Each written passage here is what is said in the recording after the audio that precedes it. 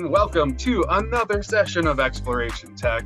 We really need to add some hype music into the intro here of these sessions. We've been doing them for so long, especially for today, a topic that we're hearing a lot about, that we're doing our due diligence and looking to partner with the right organizations so that we're supporting our clients from this perspective as well. And really excited to have Ian joining us today to talk about digital accessibility.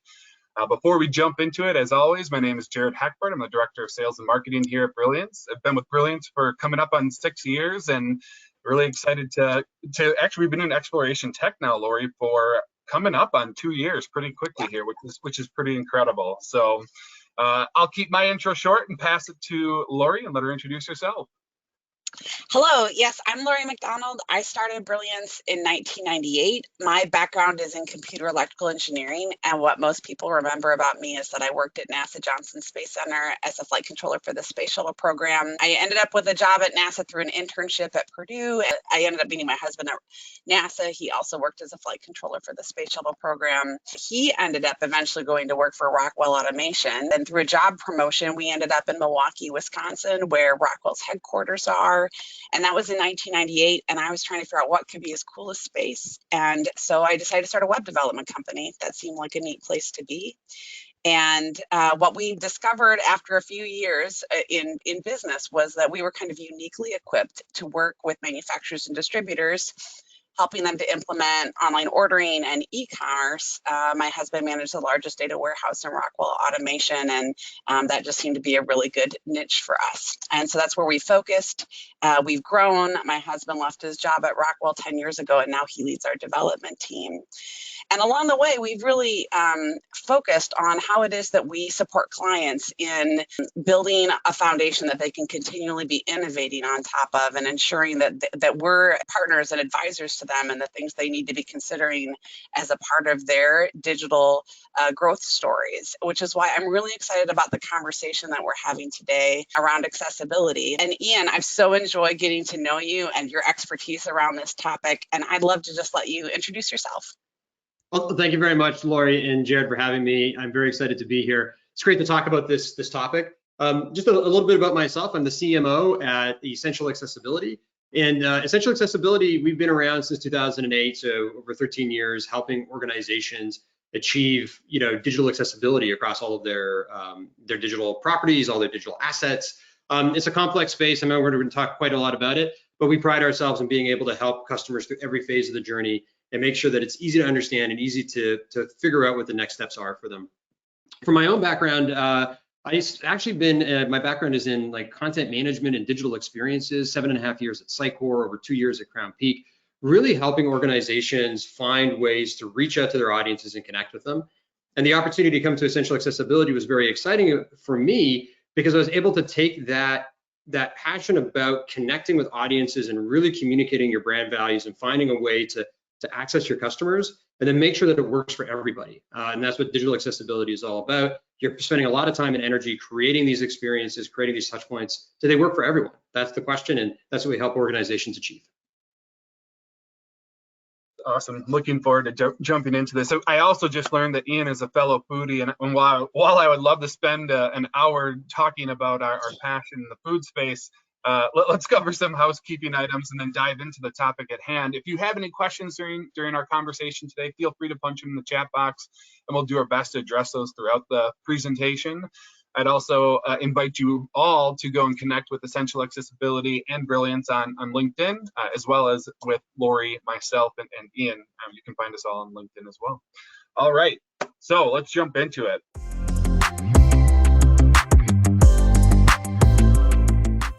Ian, why is web accessibility more important than ever before? It's an interesting phenomenon. Digital accessibility has been, from web terms, around forever. The organization that sets standards for the web is called W3C, the World Wide Web Consortium. They had their first working group on digital accessibility in 1997. So the idea of digital accessibility, doing things to make your digital experiences work for everyone, been around for 25 years. And yet the market has really transitioned to a place where it's become incredibly important and everybody's paying attention to it now. It's really driven by three things that have happened over the last 3 to 4 years. So the first one is changes in the regulatory landscape. Now, most particularly, this affects what's happened in the United States. The story here is 3 or 4 years ago, there was a user who attempted to order a pizza from Domino's.com, tried to do it on the website, tried to do it in the mobile app, was unsuccessful, and sued under the ADA, the Americans with Disabilities Act. Now, what's interesting is the ADA does not, the ADA was signed into law like 1999, does not specifically say anything about websites or anything like that. However, this went all the way to the Supreme Court, the US Supreme Court, who said, yeah, you can be sued under the ADA for not making your websites digitally accessible. It's the same kind of thing that you can be sued if you don't make your physical locations accessible to people with disabilities. And that opened up a wave of what we call private enforcement. So if you're a person with disabilities and you are being excluded or discriminated against because you don't have access to these digital experiences, you can go ahead and sue, and there's a bunch of legal guidance about like why that happens and when that happens. But it also opened up, we call these plaintiffs law firms. These are organizations that actively are looking for problems on people's sites and then filing mass lawsuits or mass demand letters to try to seek settlement. So both of those have happened. So lots and lots of organizations have suddenly run up against these challenges. At the same time, there's just more rules, there's more laws about it. Internationally and inside the United States, more laws addressing digital accessibility. So organizations realize they must adapt and they must get this fixed. The second thing was the pandemic. And it may not be immediately obvious how that happened, but when the pandemic happened and all those lockdowns, lots and lots of organizations really accelerated their digital transformation and digital adoption. So suddenly, for many people, the only way to engage with a business was through their digital channels. And so if that digital channel is discriminatory, if it doesn't allow access for everyone, clearly that's a problem and a challenge for the people trying to use it and for the businesses who want to support those customers.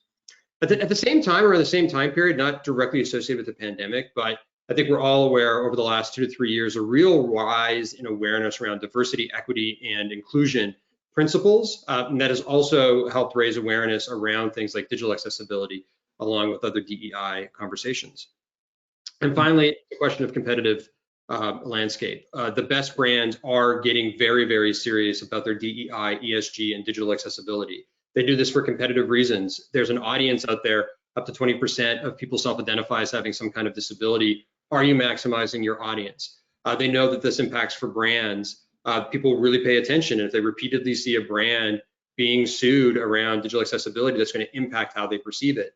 So if you're out there, your competitors are taking this seriously, they're doing things about it, and that puts pressure on every organization in order to make sure they're doing the best that they can.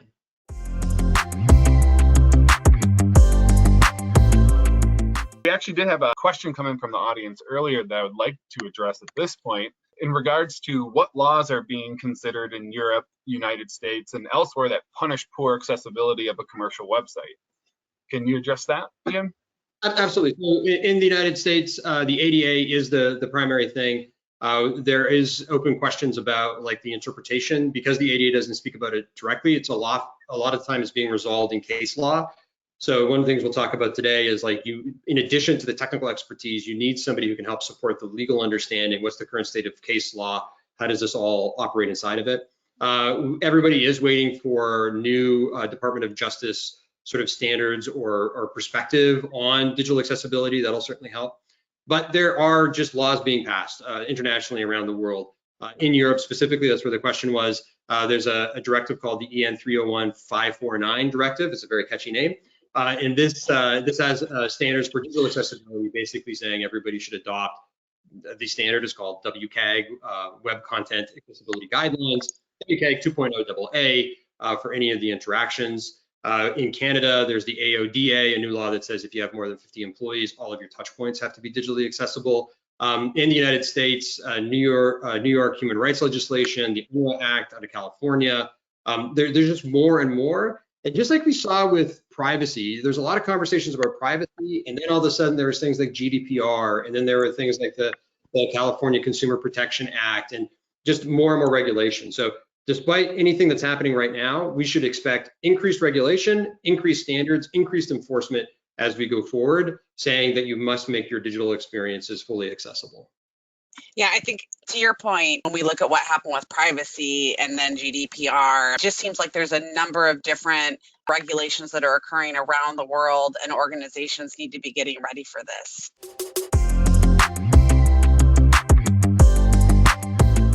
interesting. I mean, we've been in business a while, and obviously accessibility is something that has always been the right thing to do. And also there have been organizations that are prioritizing this work and others who know they probably should be doing something but aren't certain how. Brilliance has a relationship with Gartner Research, and we've been digging into like what are the best paths for us to be recommending to clients about how they go about accessibility. And actually that's how we found essential accessibility in the process, looking at like what solutions are out there and what provides the best path for people. I'm curious from your perspective, I know essential accessibility stood out to us.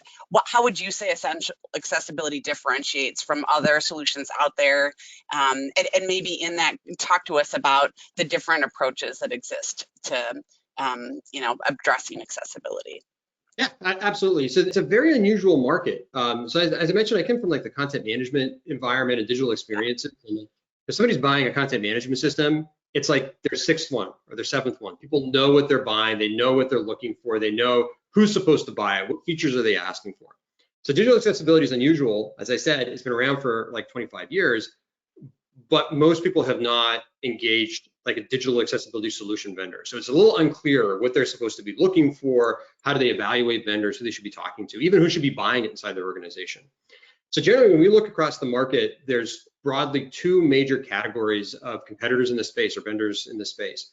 The first one is what we call point solutions. These are vendors that provide one part of the puzzle, right? The most common here are either like there's sometimes called automated scanners or overlays.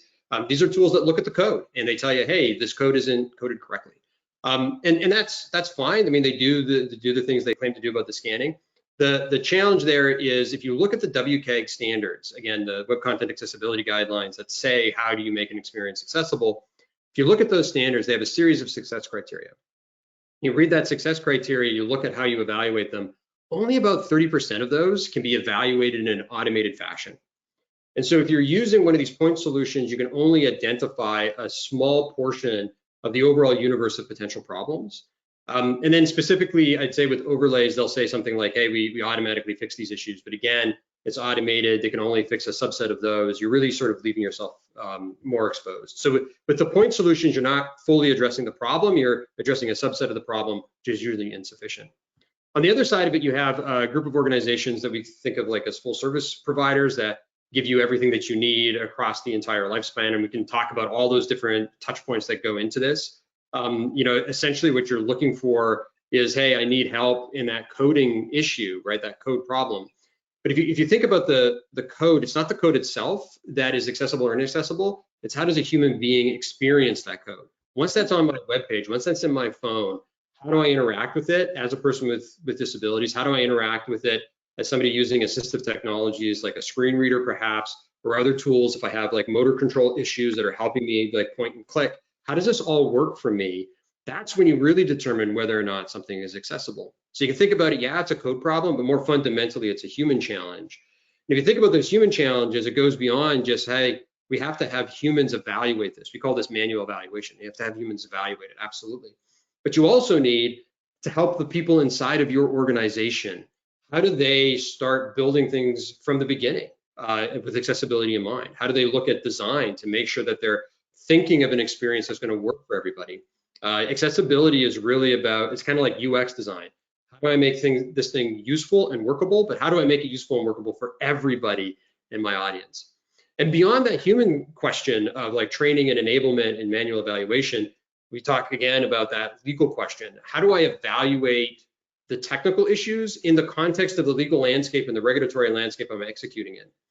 So when you think about a full service provider, they're going across this entire spectrum, from automated testing to manual evaluation to legal support to recommendations, training enablement. There's quite a broad set of capabilities that are required to help an organization truly achieve digital accessibility and maintain it. What sets us apart is not only are we a full service provider, but we take all of those capabilities of technology and managed services, wrap them up in what we call accessibility as a service. So you as a person or an organization who's looking to get involved with a vendor, you don't actually have to know, here's all the things I have to ask for. You don't have to know, hey, is there going to be some secret change order or surprise later where I wasn't expecting it?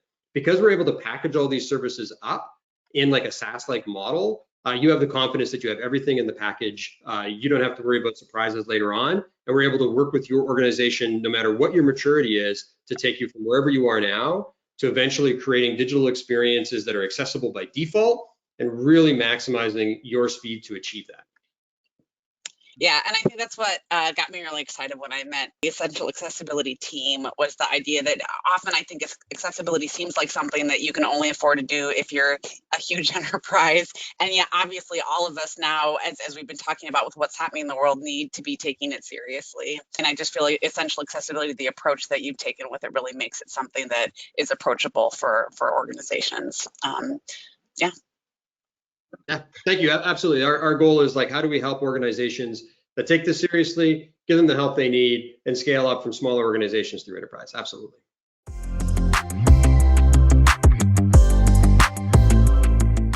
So going back to your earlier point, you referenced, people who are familiar with the CMS, they know what features they're looking for, when they're doing an evaluation.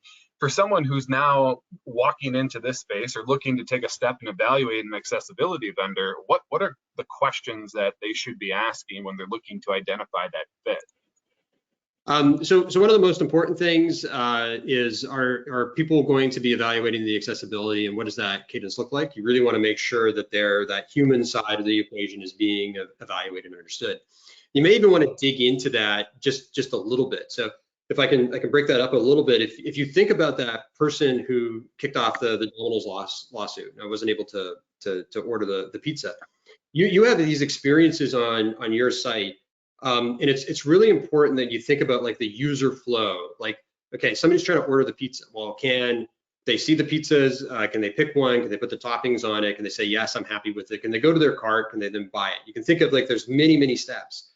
What has to happen is the organization has to not just have people looking at web pages, but you have to have these people with disabilities, people using assistive technologies, looking at that user flow and making sure, so to speak, they can order the pizza. Can I successfully move through this thing and achieve the thing I came to accomplish, or what the website is about?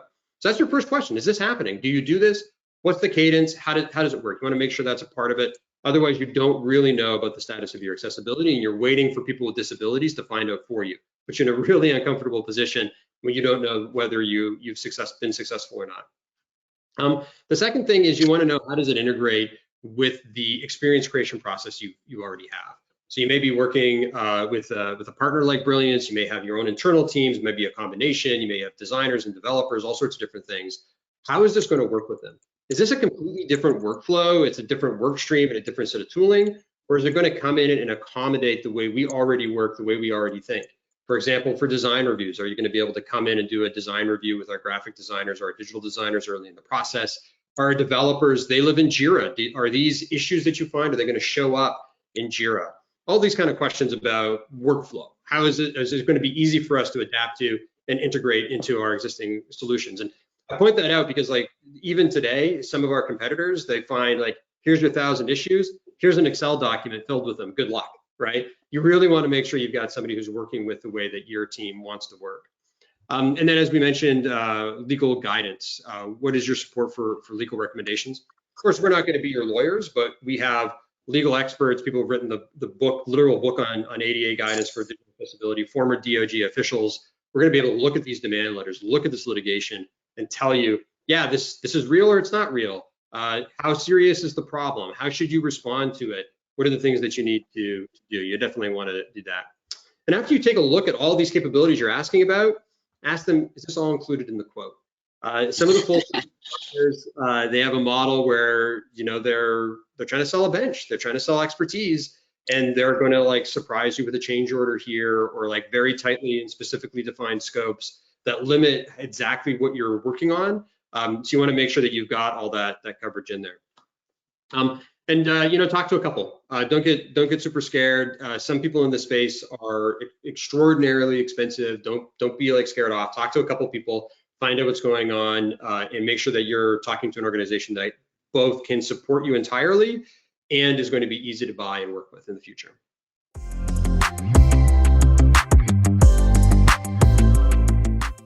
So So we talked a bunch earlier about like regulations and regulatory compliance, but also you talked about the fact that this helps organizations better compete. And I just wanted to come back to that. Like, why should organizations take a harder look at digital accessibility outside of the regulations involved? So part of it is just like audience maximization, right? As I mentioned, something like 20% of Americans self-identify as having some kind of disability.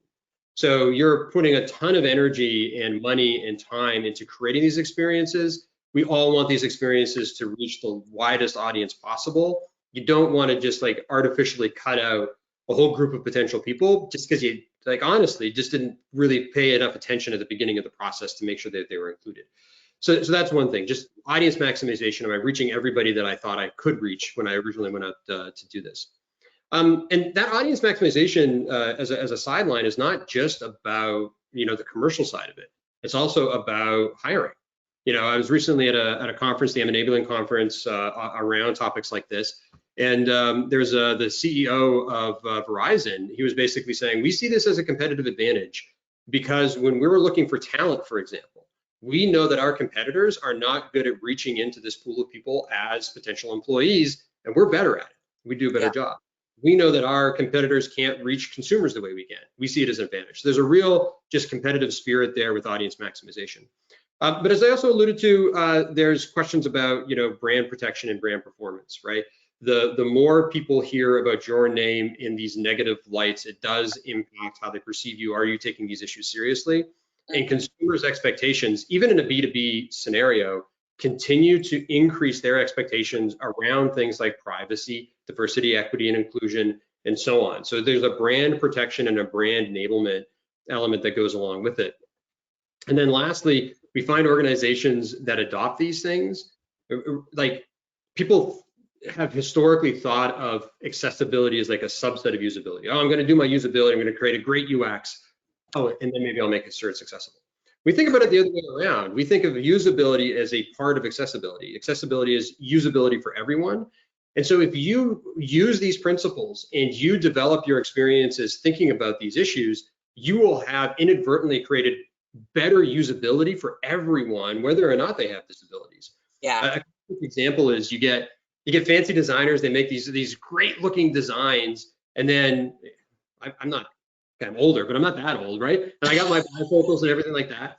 And it's like, I can't read this, right? The font's too small, it's faded, and maybe it looks good from a distance, but as soon as you try to engage with it, is it really built the right way? And so if you use these principles, you're gonna find that what you're delivering to market is more effective for everyone, not just people with disabilities. So don't think about it just as a disabilities issue, it's a usability issue too.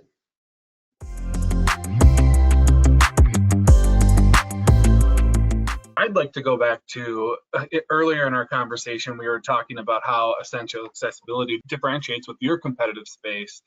And you'd mentioned that, there are these overlay solutions that really only address a subset of the needs. Can you talk about how overlay solutions can trigger a demand letter? Yeah, absolutely. So overlays are a bit of a touchy subject for me. So I believe in competition. I love people who bring real solutions for customers, and we have to go head to head and really battle it out in our ability to deliver value to our customers. Overlays are a type of solution. They say things like, hey, put one line of JavaScript on your website and we'll make it ADA compliant, or we'll make it digitally accessible. And unfortunately, they're just completely overselling what's actually delivered there. So these solutions, as I said, because it's an automated tool, it can only see a subset of potential problems. 30% of success criteria can be evaluated. They can only fix a subset of those. And then very dangerously, the fixes that it makes don't have human oversight. It's doing this all automatically. So you don't even know if it's done the right thing. Classic example is alt text. So you have an image on your site. It should have a textual description for someone who can't see that image, either for technical or for disability reasons. And if an image gets up there without alt text, these programs may populate it. They may not. It doesn't know if there's different rules about whether it gets triggered, but if it does get triggered, it may populate it. The challenge is it's not to just say what's in the image, it's to provide the semantic content. So it's a picture of an apple and it says apple, but does it say that this is the poison apple that was given to Snow White, for example? Is it like really saying what this image is, or is it just a computer kind of regurgitating something to fulfill a technical requirement? And if you're not fulfilling the need of, I can't see the image, I need to understand what that image does, you haven't actually made the experience accessible. So that's the challenge with these overlays, completely overselling it, kind of confusing the market about what's possible with automated solutions and what's not. And if you as an organization put one of these tools on your website, it is largely understood that they are not completely effective. In fact, there's a number of accessibility experts and people in the space have put a website up called overlayfactsheet.com.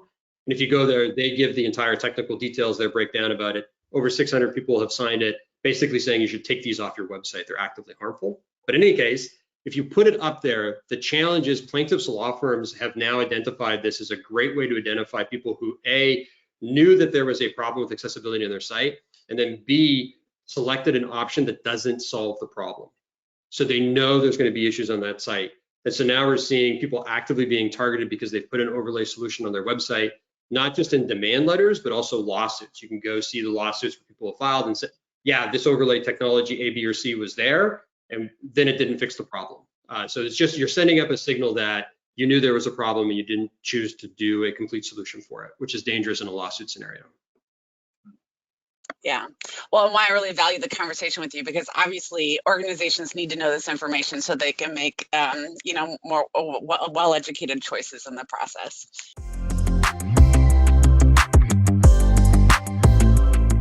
Let's say someone already got a demand letter. Is that too late? Like, what do they do? And demand letters are often the first wake-up call, and it's what's driven a lot of increased awareness. Accessibility.com last year estimated that there were 265,000 demand letters sent in 2020 alone. So there's a lot of these things coming out. First of all, don't panic. You have to take it seriously. This is a real thing, but you know, hey, we're going to take this step by step. A lot of organizations, in fact, take their first demand letter as kind of a wake-up call. One of our great customer partners, they told us, hey, we take accessibility extremely seriously in our physical locations, and to find out that we weren't living up to our brand promise to our customers on our website was like a wake-up call. It's like, oh yeah, like we do take this seriously. We got to make sure we do take it seriously everywhere, including the digital world. So that's how you should probably interpret it. Hey, this is something that maybe we didn't take care of yet, but we should take care of it. Let's figure out what to do. And I would recommend that once you get that demand letter, you engage with an expert, with a partner who can really help you understand, again, the legal and the technical issues that go with it. Many customers come to us after they get the first demand letter, and once we start working with them, we engage right away on that and help them figure out how they're going to navigate that. So you don't have to be, you know, scared that it's, you know, it's gone haywire.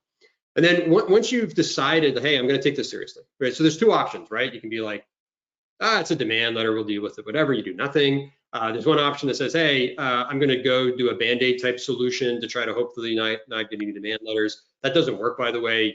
You just get more of them. Or you're going to choose to take it seriously. So if you choose to take it seriously and really achieve digital accessibility, you're going to want to engage with a partner. You're going to want to get an accessibility statement up, and you're going to want to tell the world, hey, we're taking this seriously. These are the steps we're going to take. And then you want some kind of system, whether it's from like us or another vendor or something you build yourself if the vendor doesn't provide it, documenting the steps that you're taking so you can show the world, hey, we're moving this forward. People who have disabilities that run into limitations on your site, actually, like a lawsuit is not their preferred way of communication. They would much rather tell you about these problems. They'd much rather work with you to improve the experience for themselves and others. The plaintiffs' law firms that are doing mass lawsuits, sure, that's how they make their money. But there's lots of people with disabilities who just want to use your stuff, who just want to buy from you, just want to engage with you. They'd love to tell you and know that you're taking it seriously and trying to fix the issues that are there.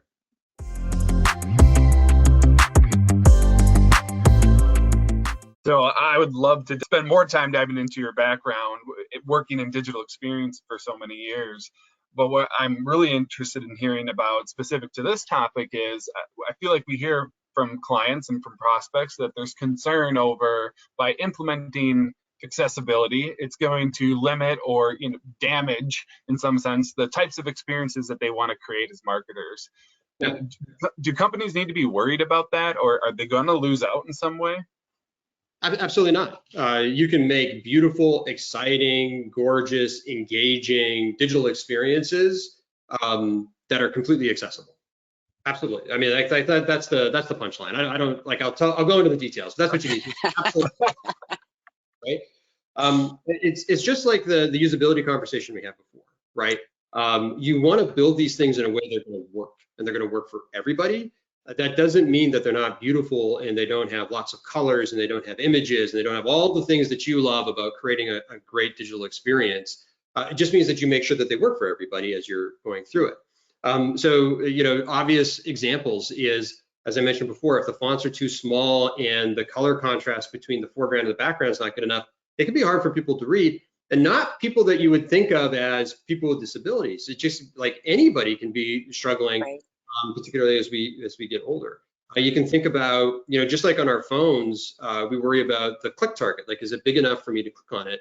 And if you make things that are clickable by people that are using a phone, you're sort of inadvertently also making sure that they work and you can click on it if you have trouble with motor control and you can't quite get that fine mouse control. So you just sort of think about that. When you have a form, you want somebody to fill out their information. There's some people who can be really challenged with very short-term memory recall. And so we recommend everybody put the label for that field above the field rather inside the field. I know that's very popular today, but we say put it on top. Somebody clicks in it, they're going to be able to associate the label into the text box.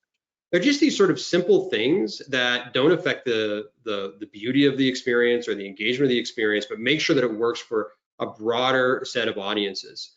And then you can go crazy with it, right? And what's really good is if you understand these criteria going into a design project. This is something I went through too, right? As I came to Essential Accessibility, we started building digital experiences. And it's like, hold on, why are we waiting until we build this thing and then find out we did something wrong? You start thinking that really early. So internally, we even do this. When we have a concept, we bring in our design experts to take a look at our early mock-ups and tell us as early as possible, hey, think about this, there's a challenge over there, whatever. So our designers are just operating inside of those constraints, and they're still able to show us beautiful mock-ups, beautiful designs that we then turn into HTML and mobile apps. It works great for everybody. So don't be scared about that. All this is are things that your designers need to think about. If they think about it early, doesn't impact the downstream at all. Where people get into trouble is they've built something without thinking about this, and then it's live, and then they're like, well, how do I fix what's there? It can be more complicated. But I always say, I talk to developers, and I'm like, what's the most expensive time to fix a bug? When it's live, the developer will say. Right. So what's the most expensive time to fix an accessibility issue? When you're being sued about it, right? Like if you wait until the thing is up there causing trouble, it's a problem.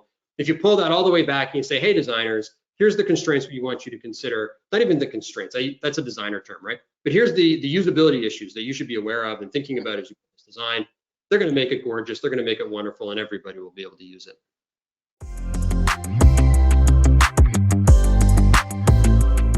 So, in many instances, we're working with customers thinking about how they're on a process of continuous improvement, right? Like, and we're taking steps. We're not trying to do everything all at once, but taking steps. And so from an accessibility point of view, if people are looking at how maybe they crawl, walk, and then run, what does that look like for accessibility?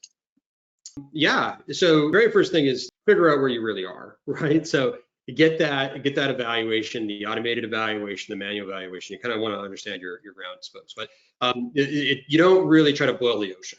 So you can just start by saying, hey, on my public-facing websites where I'm engaging with audiences, what are my critical user flows? What are the things they're trying to do? What's the pizza they're trying to order on my site?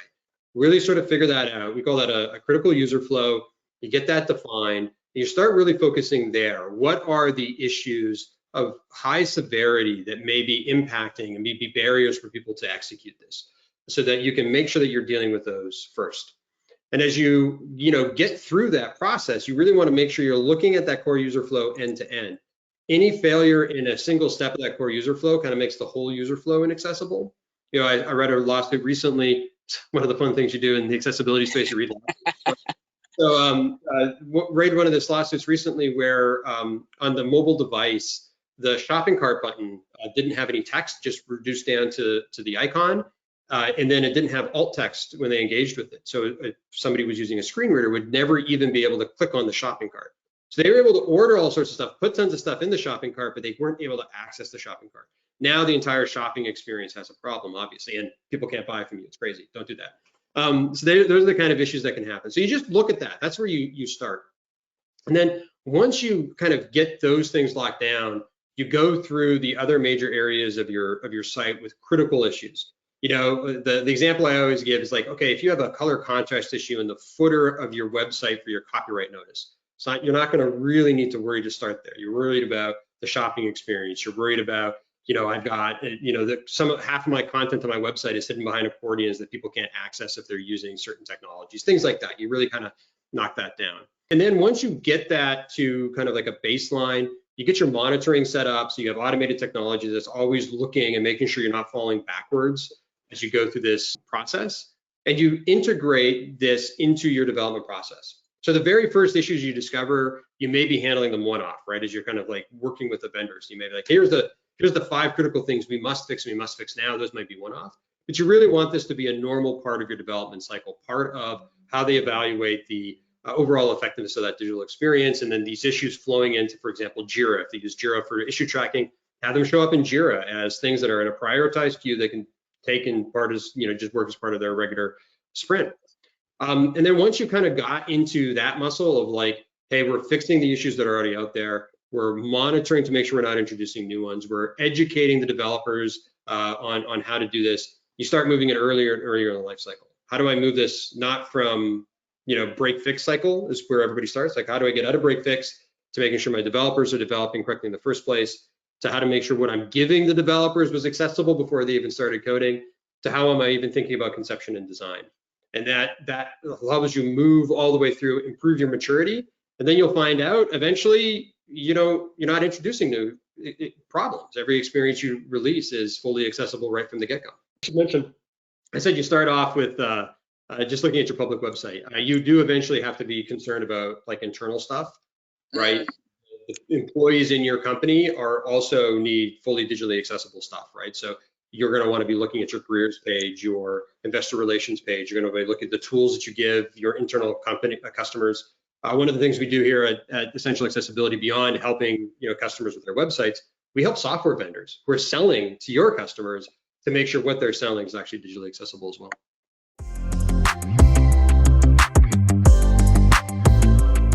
So I'd love for you to take a minute or two, Ian, and tell us a little bit more about Essential Accessibility, anything that we didn't cover in today's session. I think we've done quite a lot. What I would say is that, there's a lot of interest in this space. We started off this conversation by saying, hey, the market has changed over the last few years. And so we're seeing a lot of new entrants and new money. It's like a venture capital thing where a lot of stuff is happening inside of this market. And not everybody has been around in the space and developed the expertise. So Essential Accessibility, yes, we are growing rapidly to address the growing need and the growing awareness of need. We've been around for 13 years. We were founded in 2008 out of a direct desire to help people with disabilities, and understanding perhaps one of the best ways to do that was, instead of helping the person with disabilities, help the organization who's serving them to make sure that they're addressing the wider market. So you're going to find a lot of expertise in our organization, a lot of passion to really address and solve the issues. And then the only other thing I would say is we want to make this simple. We know this is complex. We know that there's a lot of challenges. We know that most people don't know a lot about it, and we want to help you through that whole process. So if you are unsure about how to proceed, give us a call. Even if we don't end up being customers of ours or entering a partnership, we'd be happy to kind of talk about the scope of the challenges and what are the issues that you need to be thinking about so you can address it successfully inside of your organization. We're all about partnering with this, partnering with as many people as we can to make the world better for people with disabilities and have a more inclusive web. I love your very service-focused approach in terms of supporting others and providing education and support in the process. I know traditionally for us in the B2B space, many merchants kind of felt like this maybe wasn't applicable to them for a while because it seemed like more of a consumer issue, and yet we know that's not true, both from how to all the trends you've been talking about, how things are changing, and the reality of the world that we live in today. Like, we're all using digital tools, and all of them, whether we're business users or using them for ourselves personally, they need to be accessible for people. I really appreciate your time with us today, Ian. Thank you very much. Thank you very much for inviting me. Thank you very much for the time. Thank you very much to your audience to listening to me talk. It's been a lot of fun. I appreciate it. Yeah, just one more reminder, if you haven't I'd highly recommend following Essential Accessibility on LinkedIn. A lot of great stuff there, as well as if you get a minute, follow Brilliance. We'll follow up with the recording. If we did miss some questions, we'll make sure to get those addressed and follow up with you all directly. And again, thank you for your time. Ian, thank you for taking time out of your day to support us in this, and have a wonderful rest of your day. Great. Thank you. Bye, everyone.